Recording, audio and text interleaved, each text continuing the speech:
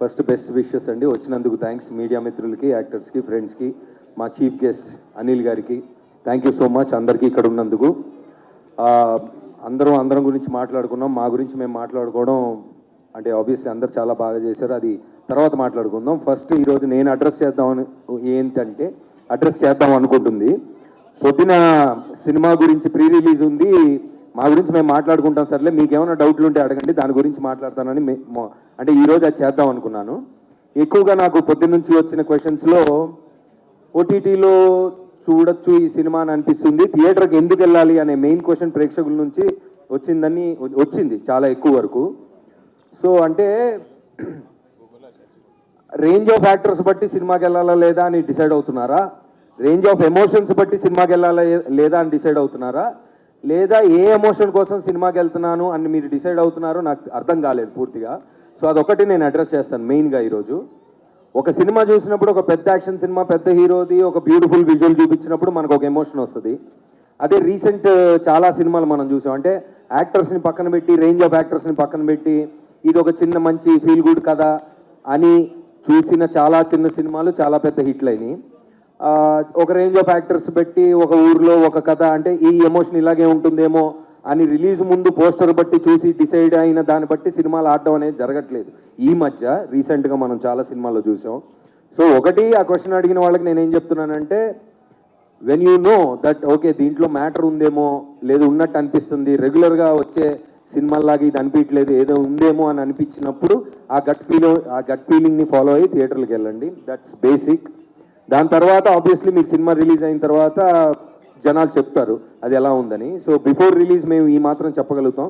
So that's what I want to address today. And premiers we are చాలా lucky to get all the exhibitors that we got today. That speaks the result of the film before its release. So paid premiers 75 rupees, sorry 100 rupees and 150లో పెట్టారు, అంతేనా? Yeah, so 100 and 150. And also అది వాళ్ళే decide అయ్యారు, ఇది మంచి content cinema, దీని రేట్లు హడావిడి చేయకుండా ప్రేక్షకుల దగ్గరికి తీసుకెళ్దామని అందరూ కలిసి తీసుకున్న నిర్ణయం అది. So we are very confident about it. And ఇందాక మా మురళీ బ్రో మంచి మాట అన్నారు. అనిల్ గారు, మీరు డబల్ హ్యాట్రిక్లు కొట్టి సినిమా థియేటర్లకి రండి అని క్యూలు కట్టించారు జనాల చేత. And it is a beautiful thing that I heard today. కొత్త డైరెక్టర్లు అందరి తరపున అనిల్ గారికి థ్యాంక్స్ చెప్పారు, అలాగే యాక్టర్స్ తరపున కూడా I'm thanking you for making. అంటే ప్రేక్షకులకి సినిమా థియేటర్కి రావాల్సిందే మీరు. నేను సంక్రాంతికి వస్తున్నాకి వెళ్ళి కింద పడి డొల్లి నవ్వి చచ్చిపోయాను నేను 10 మంది వెళ్ళి. So I'm waiting for Shivashankara Varaprasad, I can't wait. అంటే మీరు ఇప్పుడు దాకా పెద్ద కంటెంట్ బయటకు ఇవ్వలేదు, కానీ మా బాస్ టైమింగ్ అది ఏది మేకింగ్ వీడియోస్లో చూసే నాకు చాలా ఎక్సైట్మెంట్గా ఉంది. So I'm really looking forward for that film. So దండోరా 23rd నుంచి పెయిడ్ ప్రీమియర్స్ ఉన్నాయి. సో రండి చూసుకుందాం. అయితే ఇంపాక్ట్ ప్లేయర్స్, అవును రండి చూసుకుందాం. అయిపోయింది ఇంకేంటి ఇంకా ఇంత చూపించాగా. సో ఈరోజు ఇద్దరు ఇంపాక్ట్ ప్లేయర్స్ గురించి మాట్లాడతానండి ఈ స్టేజ్ మీద. అంటే నేను ప్రిపేర్ అవ్వలేదు, అంటే ఈ 2 పేర్లు చెప్దామని. ఇందాక అందరం కూర్చున్నాం, అందరి గురించి మాట్లాడుతున్నారు. టీజరు, ట్రైలరు, పాట వేసినప్పుడు ఎంతసేపటికి నేను మన ట్రాక్ ఇలా ఉంది, మన దగ్గర నుంచి కామెడీ వస్తుంది, శివాజీ గారి ట్రాక్ ఇలా ఉంది అని అదే ఆలోచిస్తూ అందరి గురించి ఆలోచిస్తున్నాను. కానీ దండోరా పాట నేను లేనప్పుడు, I was not in the country, I couldn't come. ఆ మెయిన్ టైటిల్ సాంగ్ రిలీజ్ అప్పుడు ఆ ఎనర్జీ నేను మిస్ అయ్యాను, అది నేను విన్నాను. కానీ ఇక్కడ ఈ ఫుల్ సౌండ్లో ఆ ఒక్కొక్క లిరిక్ని వచ్చిన వీడియో చూసిన తర్వాత మెయిన్ ఇంపాక్ట్ ప్లేయర్ శ్యామ్ గారు ఈరోజు నాకైతే. అసలు అంటే ఏంది, దేని గురించి సినిమా, అరే ఎంతసేపటికి ఒక యాక్టర్గా సినిమా బయటికి రాబోతుంది అన్నప్పుడు మనకేమొస్తుంది అని ఆలోచిస్తాం. కానీ మెయిన్ కథ విన్నప్పుడు నేను ఏదైతే ఫీల్ అయ్యానో, అరే పాయింట్ ఇది టూ మచ్ ఉంది, దీంట్లో మనం చెయ్యాల్సిందే అని ఫీల్ అయింది. ఇంత జరిగిన తర్వాత ఈరోజు ప్రోడక్ట్ వెళ్తున్నప్పుడు మళ్ళీ ఆ పాట విన్నప్పుడు దీని గురించి రా సినిమా, కాలర్ ఎగరేసుకొని చెప్పొచ్చు ఇది ఒక అద్భుతమైన సినిమా అని మళ్ళీ నేను ఫీల్ అయ్యాను సార్ శ్యామ్ గారు ఈరోజు.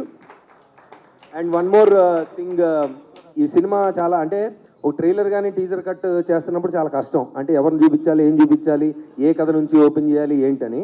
సో ఆ విషయంలో మా ట్రైలర్స్ కట్ చేసిన విజయ్ అని ఒక ఆయన ఉన్నారా ఈరోజు? Murali not here. సో దేని గురించి చెప్పాలో తెలియదు, ఏదైనా చెప్పొచ్చు, ఇన్ని ట్రాక్స్ ఉన్నాయి, జనాల్ని కన్ఫ్యూజ్ చేయకూడదు, ఉన్న మ్యాటరే చెప్పాలి కానీ ఎక్కువ చెప్పకూడదు.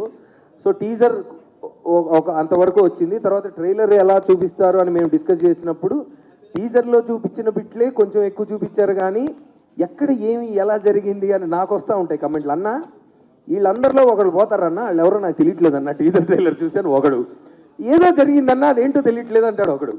సో డెఫినెట్లీ కథ దేని గురించి అని ఇప్పుడు చాలామంది మేధావులు ఉంటారండి, రివ్యూవర్స్ కానీ ప్రేక్షకులు కానీ చాలామంది ఇది టీజర్లో ఇలా ఉంది కాబట్టి ఇక్కడ నుంచి జరిగిద్ది ఇది అని.